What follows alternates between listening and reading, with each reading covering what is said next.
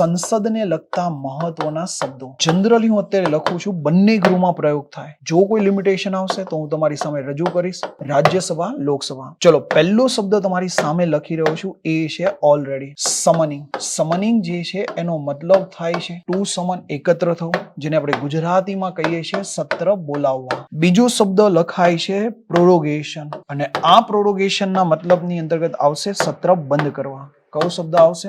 સત્ર બંધ કરવા.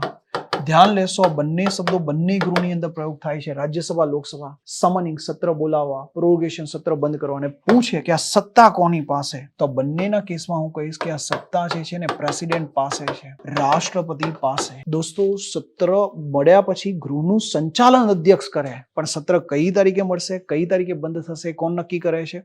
તો એ નક્કી કરે છે રાષ્ટ્રપતિ. ચલો, ત્રીજો એક મહત્વનો શબ્દ આપણે દેખીએ તો એ છે એડજોર્નમેન્ટ. અને એની કમ્પેરિઝનમાં એક ચોથા ક્રમનો શબ્દ આપણે દેખવાના છે. એ શું છે? તો એ શબ્દનું નામ છે સાઇનીડાઈ. કયો શબ્દ છે?